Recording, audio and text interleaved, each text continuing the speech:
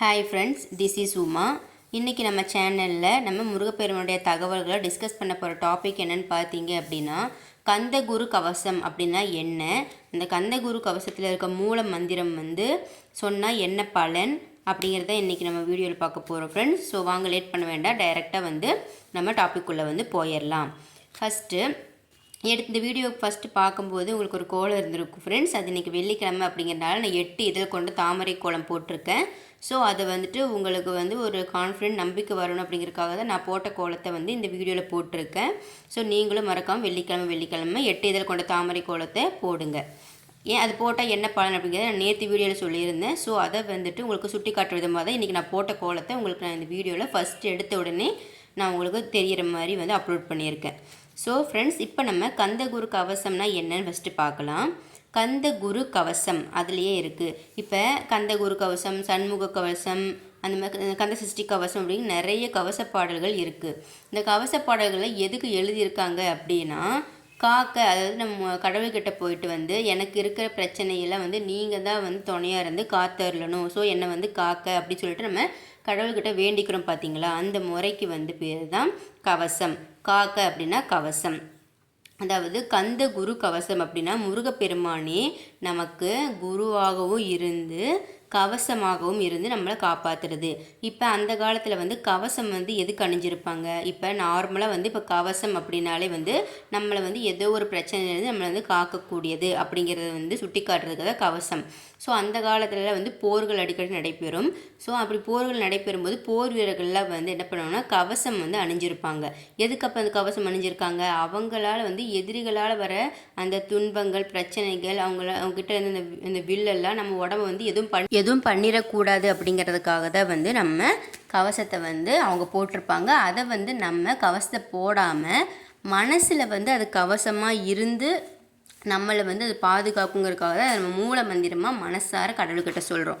So நம்ம கவசத்தை போட முடியாது, ஏன்னா இப்போ இருக்க ஜென்ரேஷனில் நம்ம யாரும் போர் பண்ணுறது கிடையாது. அப்படிங்கும்போது நம்ம அந்த கவசத்தை மனசு மூலியமாக நமக்கு அது கவசமாக இருக்கிறதுக்காக தான் இந்த கந்தகுரு கவசத்தை படிக்க சொல்கிறேன். இதுக்கப்புறம் பார்த்திங்கன்னா இதோட என்ன பலன் அப்படின்னா, இந்த கந்தகுரு கவசத்தை நீங்கள் படிக்கிறனால நம்ம எவ்வளோ ஹார்ட் ஒர்க் பண்ணியும் எவ்வளோ ஹானஸ்ட்டாக இருந்தாலும் நமக்கு நம்மளோட தகுதிக்கு உண்டான பதவி உயர்வு கிடைக்கலையே, நல்ல வேலை படிச்சிருந்தும் திறமை இருந்தும் எனக்கு ஒரு நல்ல வேலை கிடைக்கலையே அப்படின்னு கவலைப்பட்டிருக்க நிறைய பேர் இருப்பாங்க. அப்படிப்பட்டவங்களுக்கு சீக்கிரமாக பதவி உயர்வு மற்றும் நல்ல வேலை கிடைப்பதற்கு மனசார இந்த கந்தகுரு கவசத்தை முருகப்பெருமானை நம்பி படிங்க. கண்டிப்பாக இந்த மாதிரி துன்பத்தில் இருக்க எல்லாத்துக்குமே சீக்கிரமாக பதவி உயர்வும் வேலையும் கண்டிப்பாக கிடைக்கும். அதுக்கு என்னோட கங்க்ராச்சுலேஷன்ஸ் ஃப்ரெண்ட்ஸ். நெக்ஸ்ட்டு பார்த்தீங்க அப்படின்னா இதை எப்படி படிக்கணும், எத்தனை முறை படிக்கணும் அப்படின்னு நான் சொல்லிடுறேன். ஃபஸ்ட்டு நீங்கள் தினமும் இந்த கந்தகுரு கவசத்தை நீங்கள் 54 முறை படிக்கணும் அல்லது 108 முறை உச்சரிக்கணும். இது நீங்கள் எந்த எண்ணிக்கை அப்படிங்கிறத நீங்களே செலக்ட் பண்ணிக்கோங்க. அது மட்டும் இல்லாமல் இது கூட நீங்கள் கந்த சஷ்டி கவசமும் நீங்கள் பாராயணம் செய்யணும். அதாவது கந்தகுரு கவசம் ஒரு நிறைய பாடல்களுடைய தொகுப்பு. இதை நீங்கள் எல்லாமே படிக்க முடியாது. அதனால தான் நான் அந்த கந்தகுரு கவசமே ஃபுல்லாக படித்தா என்ன பலன் கிடைக்குமோ அதை நீ 2 வரி இருக்கிற மந்திரத்தை சொன்னாலே கிடைக்கும் அப்படிங்கிற நம்பிக்கையில் நான் உங்களுக்கு இந்த வீடியோவில் சொல்கிறேன். இந்த கந்தகுரு கவசத்தில் முருகப்பெருமானோட மூல மந்திரம் இருக்குது. அந்த மூல மந்திரத்தை குறிக்கக்கூடிய ஒரு பாடல் தொகுப்பு கந்தகுரு கவசத்தில் நிறைய பாடலில் ஒரு பாடலில் இருக்குது. அந்த பாடல் எப்படி ஸ்டார்ட் ஆகும், அதாவது இப்போ நான் சொல்கிற பாட்டோட வரி இருக்குது பார்த்தீங்களா, அந்த வரி ஸ்டார்ட் ஆகிற அந்த பாட்டில் தான் இந்த மந்திரத்தோட விளக்க உரை கொடுத்துருப்பாங்க. ஸோ இந்த வரிகள் கந்தகுரு கவசத்தில் இருக்க நிறைய பாடல்களில் ஒரு பாடல். அது மூல மந்திரத்தை விவரிக்கக்கூடிய பாடல் இந்த பாடல் தான்.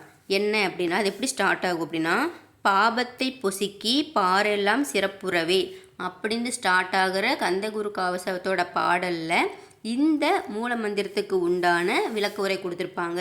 என்ன இந்த மந்திரம் சொல்லிட்டு இருக்கு, கடைசி வரைக்கும் மந்திரத்தை சொல்லவே இல்லை அப்படின்னு நினச்சிட்டு இருக்காதீங்க. இப்போ நான் அந்த மந்திரம் என்னன்னு சொல்லிடுறேன்.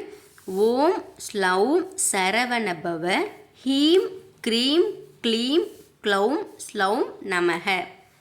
என்னங்க நான் ஏதோ வேறு பாஷை பேசுகிற மாதிரி இருக்கா? ஓகே, எல்லாத்துக்கும் அப்படி தான் இருக்கும்.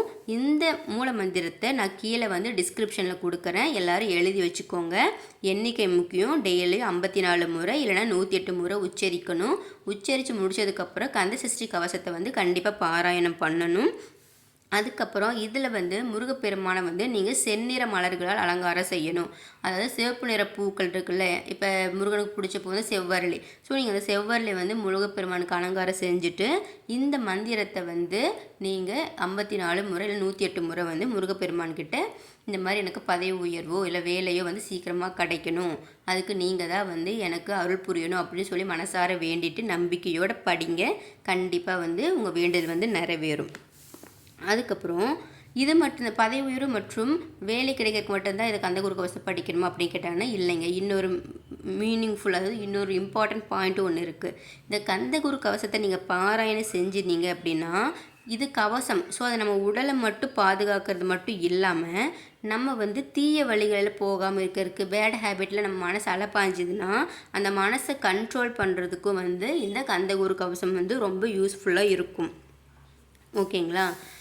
ஆக மொத்தத்தில் 2 வேல்யூவான பாயிண்ட்டுக்கு நீங்கள் இந்த கந்தகுரு கவசத்தை படிக்கலாம். அதாவது பதவி உயர்வு கிடைப்பதற்காகவும், நல்ல வேலை இல்லைன்னா நிரந்தரமான வேலை கிடைப்பதற்காகவும், நம் உடலை பாதுகாப்பாக வைத்துக்கொள்வதோடு மட்டுமல்லாமல் தீய வழிகள் நாம் செல்லாமல் இருப்பதற்கும், நம் மனதை கட்டுக்கோப்பாக வைத்து பாதுகாப்பதற்கும் இந்த கந்தகுரு கவசத்தை பாராயணம் செய்யலாம்.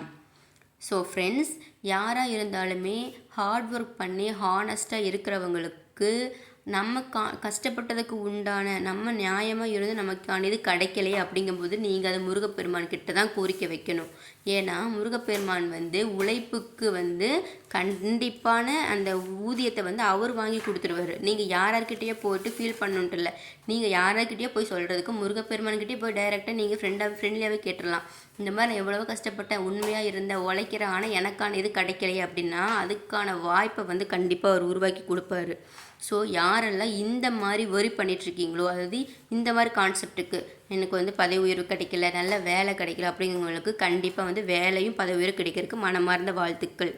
ஸோ ஃப்ரெண்ட்ஸ், யாராவது இந்த மாதிரி ஒரு ப்ராப்ளத்தால் வந்து கஷ்டப்பட்டுட்டு இருந்தீங்க அப்படின்னா யாரும் ஃபீல் பண்ணாதீங்க நீங்கள் சொல்லலாம் அப்படின்னு நீங்கள் திட்டினாலும் பரவாயில்ல. அதுதான் உண்மை. எல்லாரோட லைஃப்லையும் எப்போவுமே எல்லாம் ஒரே மாதிரி இருக்காதுங்க. யாரோட லைஃப் வேணால் எப்படி வேணால் மாறலாம். ஸோ அப்படி இருக்கும்போது நீங்கள் இப்போ முருகப்பெருமானுக்கு என்ன பிடிக்கும்? தமிழ் தாங்க. நீங்கள் என்ன தான் கோடி கோடியாக காசு செலவு பண்ணி அவர்கிட்ட போய் வேண்டுதல் வச்சாலும் நிறைவேறாது. ஓகேங்களா? அப்படி இருக்கும்போது நீங்கள் அவருக்கு பிடிச்ச தமிழ் மூலியமாக அவருக்கு பிடிச்ச திருப்புகள், கந்தர் அலங்கார பாடல், கந்தர் அனுபூதி, வேல்மாறல், சண்முக கவசம், கந்த சஷ்டி கவசம், கந்தகுரு கவசம், எத்தனையோ இருக்குங்க. மூல மந்திரங்கள் இருக்குது. முருகப்பெருமானுக்கு என்னென்னலாம் பிடிக்குமோ அதெல்லாம் நீங்கள் தமிழ் மூலியமாக அவர்கிட்ட படிச்சுட்டு அவரை சந்தோஷப்படுத்துனீங்க அப்படின்னா நீங்கள் வந்து கேட்ட வேண்டுதலை அவர் கண்டிப்பாக சீக்கிரமாக நிறைவேற்றுவார். அதுக்கு நீங்கள் முருகப்பெருமான் கிட்ட அவருக்கு பிடிச்சதை ஃபஸ்ட்டு நீங்கள் செய்யணும். அவருக்கு என்ன பிடிக்கும்? அவர் வந்து காசு பணம் கூடலாம் கேட்கல, தமிழ் அவருக்கு பிடிக்கும். ஔவையார் எப்படி அவருக்கு பிடிக்கும்னா அவங்களோட தமிழ் புலமை அவருக்கு பிடிக்கும். ஸோ அவர் வந்து அவங்க அப்பா அம்மா கிட்ட சண்டை போட்டு போகும்போது கூட ஔவையாரோட பேச்சை கேட்டு அவர் திரும்பி வந்ததுக்கு காரணமே என்ன? அவங்க வந்து தமிழ் புலமை மூலிமா அவருக்கு சொல்லி புரிய வச்சதுனால தான் அவர் திரும்பி வந்தார். யார் சொல்லி வரல. ஆனால் ஔவையார் அவர்கள் தமிழ் புலமை மிக்கவர். ஸோ அவங்க தமிழ் மூலிமா அவருக்கு அறிவுரை எடுத்து கூறும்போது எவ்வளோ கோபமாக இருந்தாலும் மனசு தணிஞ்சிட்டு அவர் திரும்பி வந்தார். ஸோ அந்த ஒரு புராணத்தை, அந்த ஒரு வரலாற்றை வச்சு பார்க்கும்போது நமக்கு என்ன புரியுது? தமிழ் மூலிமா நீங்கள் முருகப்பெருமான் கிட்ட சந்தோஷப்படுத்தினீங்க அப்படின்னாலே உங்களுக்கு வேண்டியதை அவர் கொடுத்துருவார். அவருக்கு தேவையானது தூய தமிழ் புலமை, அதாவது பக்தியான தமிழ் புலமை. ஸோ அதன் மூலிமா நீங்கள் முருகப்பெருமானை சீக்கிரமாக நெருங்கலாம். ஸோ ஃப்ரெண்ட்ஸ், யாருக்காவது எந்த வேண்டல் நிறைவேறணும் அப்படின்னாலும் முருகப்பெருமான தமிழ் புலமை மூலிமா தமிழ் வழியாக போயிட்டு உங்கள் வேண்டல் நிறைவேற்றிக்கோங்க ஃப்ரெண்ட்ஸ். ஓகேவா? இதே மாதிரி ஒரு யூஸ்ஃபுல்லான வீடியோவோட நான் உங்களை நெக்ஸ்ட்டு மீட் பண்ணுறேன் ஃப்ரெண்ட்ஸ். பாய் பாய். தேங்க்யூ. எல்லாரோட கோரிக்கை நிறைவேற வாழ்த்துக்கள்.